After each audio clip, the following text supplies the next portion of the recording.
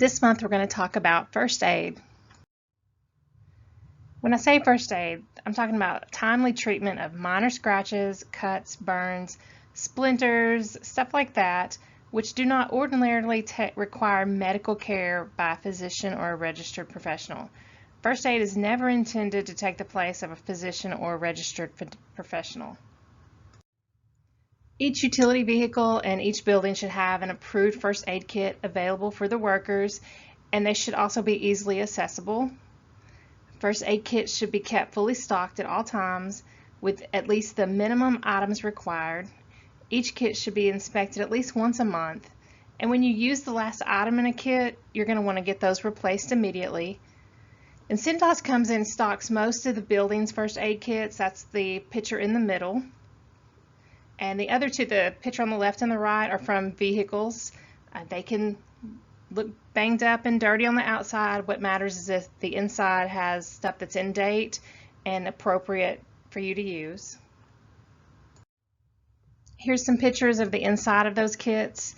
The picture on the left is from a vehicle.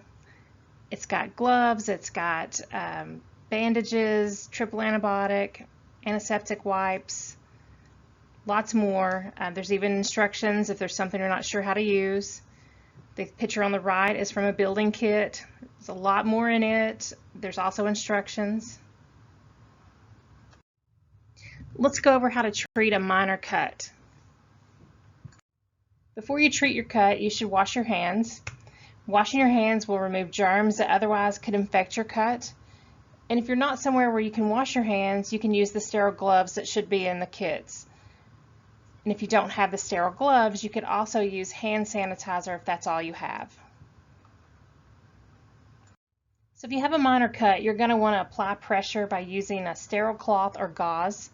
You want to keep that pressure constant and avoid removing the bandage and looking every few seconds, because that's going to make it take longer to stop the bleeding. And if you can elevate the affected area, that's going to help too.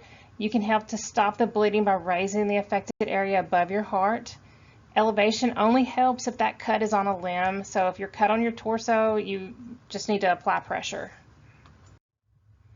And once you've got the bleeding to stop, you can apply antibiotic ointment. Antibiotic ointment is going to help that cut stay infection-free. And also after that bleeding is stopped, you're going to want to cover the wound. You want to make sure that your bandage covers it completely. Emergency showers or eye wash stations are also considered a form of first aid. Emergency eye washes are required where there is a potential for worker eye exposure to corrosives, strong irritants, or toxic chemicals. If major portions of the worker's body would be exposed to these substances, an emergency shower is also required. Here's some examples of the emergency washing facilities that we have around the plant. The picture on the left is from the chlorine dock here at Faulkner Lake. That's an emergency eye wash station. You're going to push the paddle and it's going to make the water flow out. You'll push your head down and hold your eyes open. You want to flush your eyes for at least 15 minutes. There's also a shower. I don't have a picture of it here, but there's a shower located right beside of it. They're two separate things. The picture in the middle is from the White Oak chlorine dock. It's got a shower and an eye wash station all in one. To make the shower work, there's a bar that you're going to pull down. It'll make the water come out of the shower. To make it stop, you'll push it back up. And the eye wash is similar to the one at Faulkner Lake. You push the paddle. It's hard to see in the picture, but there is a paddle there, and it's going to make the water flow out. The picture on the right is one of the shower stations we have in the lab at Faulkner Lake. If you've ever walked through the lab, you can't miss it. We have two that look just alike. You're going to pull that bar down to make the shower run, and you're going to push it back up to make it stop. And same thing with the eye wash. You're going to push the paddle and it's going to make the water flow out. There's also more of these stations around the plant. I know there's one in the Vacon Bay. Each facility away from here, Maumelle, 5 Mile, White Oak, they all have one.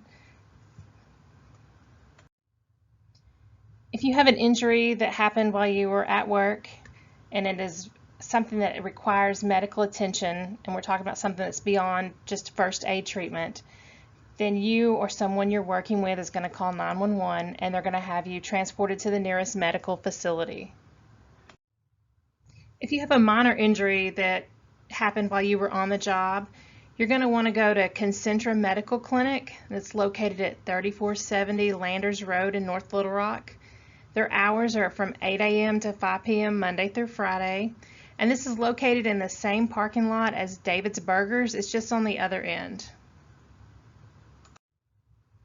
So if you're injured on the job and it occurs after Concentra's normal business hours, or for some reason Concentra is not available, you're going to want to go to Baptist Urgent Care, and it's located at 3550 Spring Hill Drive.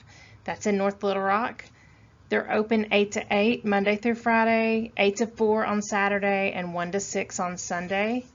So this location is, if you keep going down Spring Hill towards McCain, it's going to be on the right-hand side of the road right before you get to the light.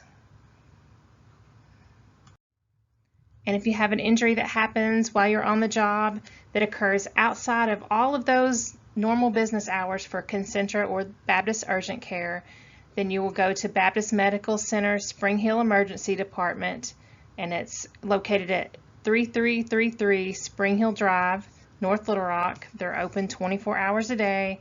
This is a picture of the hospital, and that's the emergency room door. That's located on the back side of the hospital, and I believe there's a banner with an arrow showing where to go that says emergency room. Post-accident drug and/or alcohol testing will be performed either at the medical facility or a testing facility. Employees involved in an accident or employees with a major or minor injury should at no time transport themselves to a medical facility or a testing facility. Your supervisor should be informed as soon as something has happened, and they're going to arrange for someone to take you in, or they'll come take you themselves. All injuries requiring treatment should be reported to the Human Resource Department immediately by the supervisor. The employee and the supervisor should complete the appropriate accident reports as soon as possible. This should take no longer than about 24 hours to complete, and then you're going to file it with the Human Resource Department. All injuries, even those which do not require first aid treatment, are to be reported to your supervisor immediately. The supervisor should then notify the Human Resource Department and fill out the appropriate paperwork. If you have any questions or comments, you can reach me at extension 104, or you can stop by the lab building.